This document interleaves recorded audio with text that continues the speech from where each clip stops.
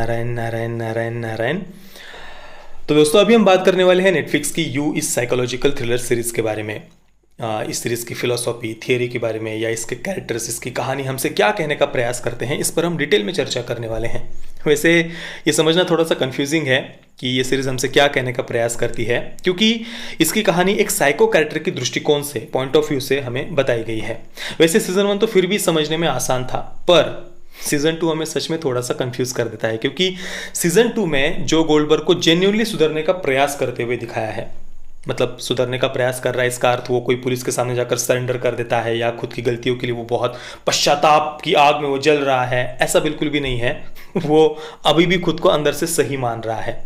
Past में उसने जो भी मर्डर्स किए हुए हैं, हत्याएं या जो भी गलतियां उसने की हुई है, उसके लिए वो अभी भी अंदर से अपने आप को सही ही मान रहा है।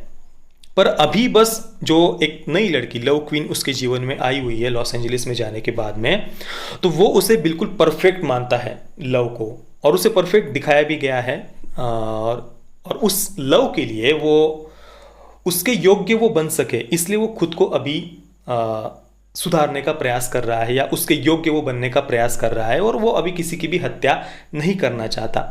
पर तभी जब कैंडिस सीजन 2 के एंडिंग में उसे उसके ही कांच के पिंजरे में बंद कर देती है, तब एक समय ऐसा आता है जहां पर जो खुद का ही आत्मपरीक्षण करने लग जाता है। वो ये सोचता है कि क्या सच में मैं गलत तो नहीं था शुरुआत से ही? क्या कैंडिस शुरुआत से ही सही तो नहीं थी? क्या मेरा जो एक कोई ऐसा बहुत भयानक घिनौना ऐसा रूप तो नहीं है जिसका मैं सामना नहीं कर पा रहा हूं? ऐसा वो एक समय ऐसे एक मोमेंट आती है जहां पर वो आत्मपरीक्षण करने लगता है, पर तभी उसे और 3-4 ऐसे रीजंस मिल जाते हैं जिससे वो खुद को फिर से एक बार जस्टिफाई कर पाता है, खुद से एक बार खुद की नज़रों में वो खुद को सही साबित कर पाता है। ऐसे 3-4 उसे और रीज़न मिलते हैं। अब वो कौन से ऐसे रीजंस उसको मिलते हैं, क्या होता है सीजन 2 के एंडिंग में, उस पर हम बात करें उससे पहले शुरुआत से शुरू करते हैं सीजन 1 से। तो देखिए, जो का ये जो कैरेक्टर है ना, वो है तो युवा ही, ज़्यादा कोई उसकी आयु नहीं है, पर वो अपने आप को पुराने विचारों वाला मानता है, पुराने ख्यालातों वाला मानता है। और आजकल की जो अपने आप को कूल मानने वाली जनरेशन है, उनकी जैसी लाइफस्टाइल है, जैसे विचार है, प्रेम को लेकर उनका जैसा दृष्टिकोण है, इन बातों से वो बिल्कुल भी एग्री नहीं करता है। मतलब आजकल की कूल जनरेशन से वो बिल्कुल भी एग्री नहीं करता। बात बात पर वो सीरीज में उनको ताने भी मारता रहता है। और प्रेम को लेकर, अपने लाइफ पार्टनर को लेकर उसने अपने मन में एक इमेजिनेशन, एक कल्पना बनाकर रखी है, और उसके ही अनुसार उसकी पूरी एक रूल बुक है, और अपने लाइफ पार्टनर से वो पूरी तरीके से एक कमिटमेंट चाहता है। इसके अलावा जो को लड़कियों को जज करते हुए भी दिखाया है, जैसे कि उनके कपड़े, उनका घर, उनकी लाइफस्टाइल, उनके फ्रेंड्स, उनकी रिलेशनशिप्स, उनकी वन नाइट स्टैंड्स, इन सब बातों को लेकर वो लड़कियों को जज भी करता है। जैसे कि देखिए, बेक जब पहली बार जो के बुक स्टोर में आती है, तो वो बेक को देखते ही कहता है कि तुम्हारा ये जो ब्लाउज़ है या शर्ट जो भी था, मतलब इंग्लिश में उसे ब्लाउज़ वर्ड यूज़ किया गया है और हिंदी डबिंग में शर्ट शब्द का उपयोग किया गया है। तो वो बेक को देखते ही कहता है कि तुम्हारा ब्लाउज़ ढीला है, इसका मतलब तुम लोगों का अटेंशन चाहती हो, लोगों का अटेंशन अपनी तरफ खींचना चाहती हो। इसके बाद वो कहता है कि तुमने ब्रा नहीं पहनी हुई, हाथ ऊपर करके तुम ये बात मुझे नोटिस करवाना चाहती हो। अगले सीन में वो कहता है कि तुम मेरे साथ हंस खेल कर बात कर रही हो, तुम्हारे पॉकेट में पैसे हैं फिर भी तुम मुझे कार्ड दे रही हो, इसका मतलब तुम्हारा नाम मुझे बताना चाहती हो। इस प्रकार से वो लड़कियों को जज भी करता है कि भाई कोई लड़की मुझसे हंस खेल कर बात कर रही है और उसने कपड़े, मतलब ब्रा नहीं पहनी हुई, ढीला ब्लाउज है, तो इसका मतलब वो मेरे साथ फ्लर्ट कर रही है या वो मुझ में इंटरेस्टेड है। इस प्रकार से वो लड़कियों को जज भी करता है। यानी शुरुआत में ही ये सीरीज हमसे चीख कर ये बात कह देती है, बता देती है कि भाई जो का जो कैरेक्टर है ना, वो किसी से भी तुरंत ऑब्सेस्ड हो जाता है, वो बहुत सनकी है, वो दूसरों को जज करता है और दूसरों को स्टॉक भी करता है, दूसरों के जीवन में छुप छुप कर झाँक कर देखता है। ये सारी बातें वो शुरुआत में ही हमें बता देते हैं। दूसरी तरफ बेक की अगर हम बात करें तो वो राइटर बनना चाहती है, पर कुछ खास ऐसा लिख नहीं पाती। जिस घर में वो रहती है वो बिल्कुल रास्ते के किनारे है, काफ़ी ठीक ठाक ऐसा बड़ा घर है, और उस घर की जो खिड़कियां हैं वो कुछ बहुत बहुत बहुत ही ज़्यादा बड़ी है, और कांच की खिड़कियां हैं, उनको पर्दे तक नहीं है। यानी बाहर जो सैकड़ों हजारों लोग दिन भर रास्ते से आते जाते रहते हैं, उनमें से कोई भी बड़े ही आराम से बाहर खड़े होकर उसके घर में झाँक कर देख सकता है। और ऐसी बड़ी बड़ी खुली खिड़कियों के सामने जो बेक है वो अपने अलग अलग बॉयफ्रेंड्स या अलग अलग जो पार्टनर्स जिनको वो टिंडर से बुलाती रहती है आए दिन, तो उन अलग अलग पार्टनर्स के साथ में वो उसी खिड़की के सामने सेक्स करती है। अगर वो सेटिस्फाई नहीं हो पाती तो मास्टरबेट भी करती है। इसके अलावा उसका एक बॉयफ्रेंड भी दिखाया है, बेंजी नाम का। मतलब बेक कम से कम उसे अपना बॉयफ्रेंड मानती है, पर जो बेंजी है वो बेक को बस यूज़ कर रहा है, ऐसे दिखाया है। मतलब वो अपने बहाने बनाकर उसके घर में घुसता है, उसके साथ में सेक्स करता है और फिर बहाने बनाकर वहाँ से भाग जाता है। पर फिर भी बेक बेंजी के पीछे पड़ी हुई है वो, या बेंजी को वो अपना बॉयफ्रेंड मानती है। बहुत इनसिक्योर है बेक, इस प्रकार से उसको दिखाया गया है। और आए दिनों टिंडर से अलग अलग लड़कों को साथ में सोने के लिए बुलाती रहती है। और ये सब कुछ वो खिड़की के सामने करती है, सेक्स, मास्टरबेट वगैरह या कपड़े बदलना, यानी ज़्यादातर समय उसे अंडरगारमेंट्स में ही खिड़की के सामने दिखाया गया है। इसके अलावा बेक की 3 फ्रेंड्स भी हैं, जिनके साथ जब भी उसे समय मिलता है वो क्लब में जाकर पार्टी, ड्रिंक्स वगैरह करती रहती है। तो इस प्रकार से बेक की लाइफस्टाइल को दिखाया है। और ऐसे समय में बेक की लाइफ में आता है जो गोल्डबर्ग। और बेक को जो काफ़ी समझदार, केयरिंग, मैच्योर और इंटेलेक्चुअल लगता है, बाहर से कम से कम। और इधर जो है उसे बेक काफ़ी नादान, भोली भाली, और लोग उसका फ़ायदा उठा रहे हैं, उसके फ्रेंड्स उसका फ़ायदा उठा रहे हैं, बेंजी उसका फ़ायदा उठा रहा है, ऐसा जो को बेक के बारे में लगता है। और रियलिटी में भी बेक को उसी प्रकार से दिखाया है, नादान और भोला वाला। क्योंकि देखिए एक सीन में बेंजी को जब जो ने उस कांच के पिंजरे में बंद किया होता है, तो वहाँ पर बेंजी जो से कहता है कि तुम जैसा बेक को समझ रहे हो ना, वो वैसी नहीं है, वो दूसरों का बस फ़ायदा उठाना जानती है। हालांकि सीरीज की शुरुआत में हमें इससे बिल्कुल उल्टा दिखाया है, जहां पर बेंजी बहाने बनाकर बेक के घर में जाता है, वहां पर उसके साथ में सोता है और तुरंत बहाने बनाकर वहां से भाग जाता है। यानी बेंजी को ही बेक का फ़ायदा उठाते हुए दिखाया है। पर बेंजी झूठ बताता है जो को कि भाई वो दूसरों का बस फ़ायदा उठाती है, और वो अपने फ़ायदे के लिए ही कि मेरा कोई बॉयफ्रेंड वगैरह है, पार्टनर है, इसलिए तुम्हें अपने साथ पार्टी में लेकर के जा रही है। पर वहाँ पर जो बेक है उसे सच में जो से वो प्रेम करती है, या जो के बारे में वो सच में सीरियस है, ऐसा दिखाया है। यानी सच में बेक को रियल में केयरिंग, नादान, भोला भाला उन्होंने दिखाया है। और फिर इसके बाद में जैसा कि जो को अंदर से लग रहा होता है कि भाई कई सारे लोग बेक का गलत तरीके से फ़ायदा उठा रहे हैं, और इसीलिए वो बेंजी को मार देता है, पिच सैलिंजर को मार देता है, उनको रास्ते से वो हटा देता है। हालांकि जो के ऐसा करने के पीछे उन्होंने उसका ट्रबल्ड पास दिखाया है। सीज़न 1 में उसके युवावस्था के बारे में और सीज़न 2 में उसके बचपन के बारे में। युवावस्था में जब मिस्टर मुनी उसे अडॉप्ट कर लेते हैं तो वो बार बार उसे बेसमेंट में इस कांच के पिंजरे में बंद कर देते थे, उसे सबक सिखाने के लिए या उसको अच्छी सीख देने के लिए। और उसे वे वहाँ पर डांटते रहते थे, काफ़ी उसको कठोर बनाने का वो वहाँ पर प्रयास करते हैं, ऐसा दिखाया है। पर ये जो अच्छे संस्कार, अच्छी शिक्षा वहाँ पर मिस्टर मुनी उनकी दृष्टि से वो जो को दे रहे थे, पर इसका उल्टा असर जो पर हो जाता है। इस प्रकार का जो अब्यूज, जो अत्याचार वहाँ पर वो करते हैं जो पर, इस कारण से वो ऐसा बन गया है, ये दिखाया है। और सीज़न 2 में हमें उसके बचपन के बारे में भी बताया है, जहाँ पर उसके जो अब्यूजिव फादर है वो अपनी पत्नी को, यानी जो कि माँ को काफ़ी मारते थे, और फिर अपनी माँ की रक्षा के लिए एक दिन वो अपने पिता की हत्या कर देता है। इस प्रकार से जो कि ट्रबल्ड पास को सीज़न 1 और 2 में दिखाया गया है, और इसी ट्रबल्ड पास के कारण वो ऐसा बन गया है, ऐसा ये सीरीज़ बताने का प्रयास करती है। और इस कारण से ही जो जब भी कोई क्राइम करता है या गलती करता है, वो खुद को अंदर से गलत कहीं पर भी नहीं मानता, वो अपने आप को अंदर से मोरली बिल्कुल सही मानता है। और इस बात का जस्टिफिकेशन वो बार बार खुद को ही देता रहता है, खुद को ही अंदर वो सफाई देता रहता है कि मैंने ये जो किया है वो क्यों सही है, इसलिए सही है, ऐसा ऐसा उसने किया था इसलिए मुझे ऐसा करना ही पड़ेगा। इस प्रकार से अंदर ही अंदर वो खुद को ही जस्टिफिकेशन देता रहता है, यानी खुद की गलतियों के लिए वो कहीं पर भी पश्चाताप करता ही नहीं है, क्योंकि वो उन गलतियों को गलती मानता ही नहीं है। यानी भले ही उसकी दृष्टि में वो सही हो, पर बाहर से वो एक क्रिमिनल और साइको ही है। और दूसरी तरफ जो बेक का कैरेक्टर है उसे विक्टिम दिखाया है जो के अत्याचार का। यानी ये सीरीज ये बताने का प्रयास करती है, ये दिखाने का प्रयास करती है कि बेक की लाइफस्टाइल चाहे जैसी भी हो, बेक का जीवन चाहे जैसा भी हो, यानी वो हर रोज़ चाहे नए नए लड़कों को टिंडर से बुलाती हो, उनके साथ में सोती हो, उसके घर की जो बड़ी बड़ी खिड़कियां हैं, जो घर रास्ते के बिल्कुल किनारे पर है, रास्ते से आने जाने वाले सैकड़ों हज़ारों लोग अंदर देख सकते हो, ऐसी बड़ी बड़ी खिड़कियों के सामने ही भले ही वो उन अलग अलग लड़कों के साथ में हर रोज़ सेक्स करती हो, मास्टरबेट करती हो, कपड़े चेंज करती हो, चाहे कैसे भी कपड़े पहनती हो, चाहे उसकी लाइफस्टाइल जैसी भी हो। जब वो जो के साथ में रिलेशनशिप में थी उस समय वो उसे चीट कर रही थी, उसके जो थेरेपिस्ट, वो जो डॉक्टर है, उसके साथ में वो सो रही थी। तो इस प्रकार से वो भले ही अपने पार्टनर को चीट करती हो, हर रोज़ नए लड़कों के साथ में सोती हो, खिड़की के सामने, खुली खिड़की के सामने सेक्स करती हो, मास्टरबेट करती हो, चाहे उसकी लाइफस्टाइल, उसका जीवन कैसा भी हो, पर किसी को भी उसे जज करने का या गलत ठहराने का अधिकार नहीं है, उसको क्रिटिसाइज करने का अधिकार नहीं है। और ये बात उन्होंने जो के कैरेक्टर के माध्यम से सीजन 1 में दिखाई है।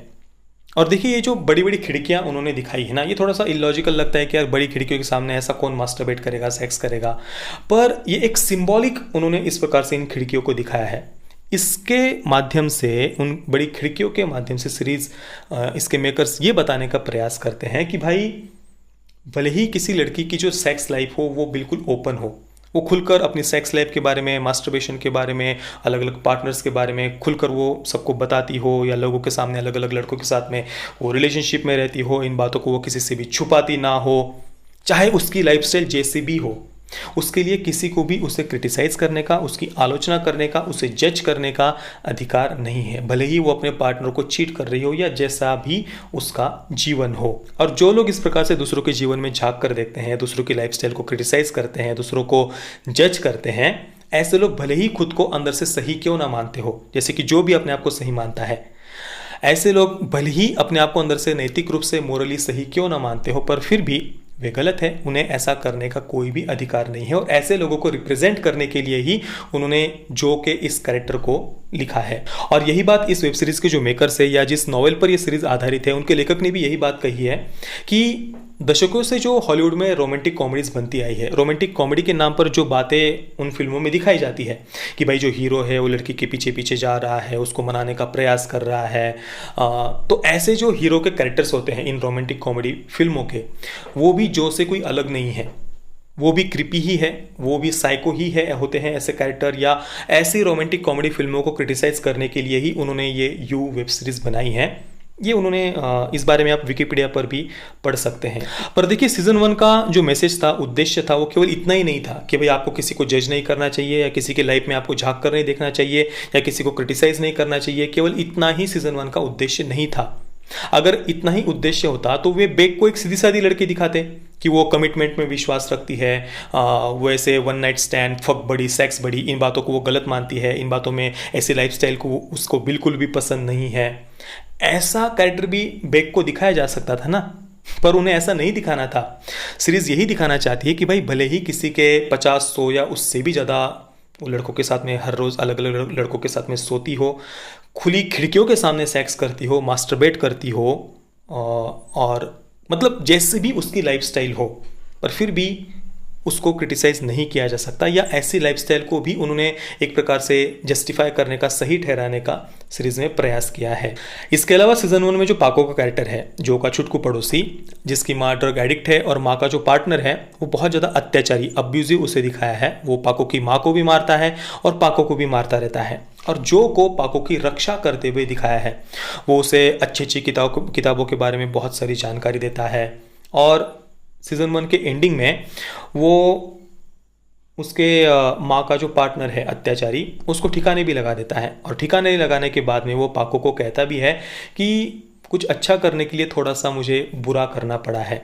इस प्रकार से जस्टिफाई भी करता है उसने जो किया है उसे पाको के सामने, और इसका पाको पर जो असर होता है, उस कारण से वो देखता है कि बेक उससे मदद मांग रही होती है बेसमेंट से बाहर आने के लिए, पर पाको वहाँ पर उसकी मदद नहीं करता है और वहाँ से चला जाता है। यानी भले ही जो अपने आप को अंदर से सही मान रहा है, उसकी दृष्टि वो सही करने का भी प्रयास अवश्य करता है, पर उसका भी एक छोटे बच्चे के मन पर एक प्रकार से गलत असर ही पड़ता है। ये भी सीरीज के एंडिंग में दिखाने का प्रयास किया है। दोस्तों, अब हम आते हैं सीजन 2 की तरफ। देखिए, जैसा कि मैंने आपको पहले बताया, जो गोल्डबर्ग को सीजन 2 में जेन्युइनली, ईमानदारी से, सच में सुधरने का प्रयास करते हुए दिखाया है। वो अब किसी की भी हत्या नहीं करना चाहता, इवन यहाँ तक कि वो विल को तक छोड़ देता है, असली विल को, जबकि विल को छोड़ने से जो के साथ में कुछ भी हो सकता था, पर फिर भी वो विल पर विश्वास रख के उसको छोड़ देता है। इसके अलावा जो स्टैंड अप कॉमेडियन हैंडरसन है, चाइल्ड रेपिस्ट, पीडोफाइल हैंडरसन, जो लिबरल पार्टी का सपोर्टर है, और ये बात जब जो को पता चलती है कि वो लिबरल पार्टी को सपोर्ट करता है, तो वहाँ पर उसको गाली भी देता है, स्लिज बॉल या ऐसा ही कुछ, साला लिबरल वगैरह। तो ऐसा जो चाइल्ड रेपिस्ट, पीडोफाइल हैंडरसन है, उसकी तक वो हत्या नहीं करना चाहता। उसको भी बस वो एक्सपोज करना चाहता है, उसकी सच्चाई लोगों के सामने लाना चाहता है और बस वो एली को बचाना चाहता है। पर हेंडरसन खुद की ही गलती से गिरकर मर जाता है। इसके अलावा डलाइला को भी जब उसे पकड़ना पड़ता है तब वो उसे छोड़ने वाला था। एक टाइमर वो उसे लगा देता है और उतने घंटों में वो लॉस एंजलिस को ही छोड़कर भाग जाने वाला था, क्योंकि अब उसे लगने लगा था कि जिस लव क्वीन के लिए मैं अपने आप को बदलने का प्रयास कर रहा था उसके लायक मैं नहीं हूँ और मुझे ऐसी परफेक्ट गर्ल, इतनी अच्छी लड़की लव क्वीन की लाइफ खराब नहीं करनी चाहिए। तो वो वहाँ से सब कुछ छोड़कर भाग जाने वाला था, यानी सच में वो अंदर से बदलने का प्रयास कर रहा था। अब ऐसे में जब एंडिंग में कैंडिस उसे कुछ ऐसा हो जाता है कि कैंडिस उसे उसके ही कांच के पिंजरे में बंद कर देती है और जब जो अंदर पहुंचता है कांच के पिंजरे में तो वहाँ पर वो खुद का आत्मपरीक्षण करने लगता है, विचार करने लगता है कि क्या मैं शुरुआत से ही गलत था, क्या कैंडिस शुरुआत से ही सही थी, क्या मैं अपने भयानक रूप का सामना नहीं कर पा रहा हूँ, क्या मैं अपने भयानक रूप से भाग रहा हूँ, क्या सच में मैं इतना गंदा भयानक हूँ। इस प्रकार से वो खुद का ही आत्मपरीक्षण करने लगता है। पर तभी तभी वहाँ पर लव आ जाती है और वो कैंडिस की हत्या कर देती है और उसके बाद जो को पता चलता है, लव उसे बताती है कि डलाइला को उसने ही मारा था। और ये जब जो को पता चलता है कि भाई लव ने डलाइला को मारा था, ये सुनते ही, ये पता चलते ही जो के पैरों तले की जमीन खिसक जाती कि भाई ऐसा हो ही नहीं सकता। जिस लड़की को, जिस लव को वो बिल्कुल परफेक्ट गर्ल मान रहा था, बिल्कुल उसमें कोई गलती हो ही नहीं सकती ऐसे वो मान रहा था अभी तक, उसी लव ने डलाइला की हत्या कर दी है। और ये बात वो एक्सेप्ट नहीं कर पाता, वो अंदर से वो समझ ही नहीं पाता कि वो कैसे लव को सही ठहरा है, कैसे वो लव को एक्सेप्ट करे। क्योंकि देखिए अभी तक उसने जितनी भी हत्याएं की थी उनको वो किसी न किसी प्रकार से जस्टिफाई कर पा रहा था, किसी न किसी प्रकार से उनको वो सही ठहरा पा रहा था। पर डलाइला जो बिल्कुल निर्दोष थी, उसे नहीं मारना चाहिए था, तो उसकी हत्या को वो किसी भी प्रकार से जस्टिफाई नहीं कर पा रहा था। भले ही वो लव क्वीन की दृष्टि में सही हो, पर जो नहीं कर पा रहा था ये। तो अगर वो लव को एक्सेप्ट करता है, अगर वो लव को स्वीकारता है, तो इसका मतलब वो खुद को फिर कभी भी खुद की नज़रों में सही नहीं ठहरा पाएगा। उसने जो हत्याएं की थी वो भी फिर दूसरों की दृष्टि में गलत ही थी ना। जैसे अभी यहाँ पर वो लव को गलत मान रहा है, उसी प्रकार से जब उसने बेक को मारा था, बेंजी को मारा था, पिच सेलिंजर को मारा था, उस समय लोगों की दृष्टि में वो भी तो गलत था ना। तो इसलिए वो लव क्वीन को एक्सेप्ट नहीं कर पाता, वो समझ नहीं पाता कि वो क्या करे तब वहाँ पर। और ऐसे में जब वो लव की हत्या करने की सोचता है कि भाई लव क्वीन नहीं जी सकती, उसने डलाइला को मारकर बहुत बड़ी गलती कर दी है, क्योंकि उसकी हत्या करके ही वो खुद को सही ठहरा सकता था, खुद की पिछली हत्याओं को वो जस्टिफाई कर सकता था कि भाई लव ने डलाइला की हत्या की तो उसे मरना ही पड़ेगा। और ये सोचकर जब वो लव को मारने के लिए जा रहा होता है तभी उसे पता चलता है कि लव प्रेग्नेंट है, वो उसके बच्चे की माँ बनने वाली है। और ये पता चलते ही उसको एक रीज़न मिल जाता है कि भाई मैं अपने अजन्मे अनबॉर्न बेटे की बच्चे की रक्षा करने वाला हूँ और उसके लिए लव को जीना पड़ेगा। यानी एक पहले उसे रीज़न मिल जाता है खुद को जस्टिफाई करने का, लव की हत्या ना करने का, लव को एक्सेप्ट करने का एक रीज़न पहले उसे मिलता है। उसके बाद में जब लव का भाई 40 जो पर बंदूक तान देता है तो जो शांत खड़ा हो जाता है, वो वहाँ पर मरने के लिए तैयार हो जाता है, जो सोचता है कि चलो यही मेरी गलतियों की सज़ा होगी शायद। पर तभी डिटेक्टिव फिंचर आकर 40 को ही मार देते हैं। तो ये एक प्रकार से जो की दृष्टि से अच्छा ही हो जाता है। जो को अंदर से ये सोचने का मौका मिलता है कि भाई मैं तो मरने के लिए तैयार था, मैं तो अपनी गलतियां मान रहा था, पर डिटेक्टिव ने 40 को मार दिया तो वो तो खुद को अच्छा साबित करने का एक और उसे मौका मिल जाता है। पहले तो अपने अनबॉर्न चाइल्ड, अजन्मे बच्चे का सेवियर बनने के लिए वो लव को छोड़ देता है, लव क्वीन को वो नहीं मारता। दूसरी बार वो खुद मरने के लिए तैयार था पर फिर भी वो बच जाता है, तो ये एक और रीज़न खुद को सही साबित करने का उसे मिल जाता है। तीसरा, वो एली को भी ढेर सारे पैसे दे देता है और एक नया जीवन शुरू करने का एक उसे मौका देता है, तो ये एक और उसे रीज़न मिल जाता है खुद को सही साबित करने का।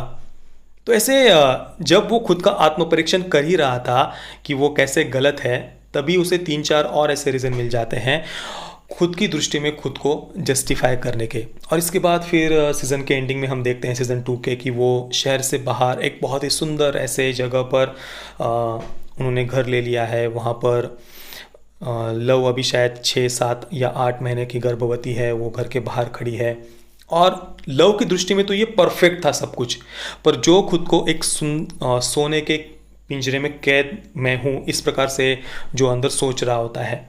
और तभी वो अपने घर के बाहर गार्डन से एक दूसरे जो उसके पड़ोसी है, पड़ोस में एक महिला रह रही होती है, वो कुछ पढ़ रही होती है, लड़की या महिला, तो वो उसकी तरफ झांक कर, छुपके से झांक कर देख रहा होता है और तभी ये सीरीज खत्म हो जाती है। तो देखिए, इसको हम 2-3 प्रकार से इंटरप्रेट कर सकते हैं। एक तो ये हो सकता है कि वो अभी भी लव क्वीन को गलत मान रहा है और वो अंदर से ये सोच रहा होगा कि भाई लव क्वीन नहीं जी सकती, उसने डलाइला को मारा है तो वो जीने का हक नहीं रखती है। और शायद बच्चे का जन्म होने के बाद में, उसके बच्चे का जन्म होने के बाद में वो लव क्वीन को मारने वाला हो और इसलिए वो अपनी नई बच्चे के लिए नई माँ वो खोज रहा हो, या अपने लिए कोई परफेक्ट लाइफ पार्टनर वो खोज रहा हो लव क्वीन को मारने के बाद में, जिसके साथ वो रह सके। ये शायद सीज़न 3 में वो दिखाएंगे, ऐसा मुझे लगता है। बाकी देखते हैं, अभी तो हम कुछ भी नहीं कह सकते, उन्होंने कोई भी कहानी, ट्रेलर वगैरह कुछ भी रिवील अभी तक नहीं किया है। तो दोस्तों, ये थे मेरे यूके सीज़न 1 और सीज़न 2 को लेकर विचार, मेरा ओपिनियन। बाकी आप इस सीरीज़ के बारे में क्या सोचते हैं, और अगर मैं कहीं पर गलत था तो उस बारे में भी आप मुझे नीचे कमेंट में ज़रूर बताना। जय श्री राम, वंदे मातरम।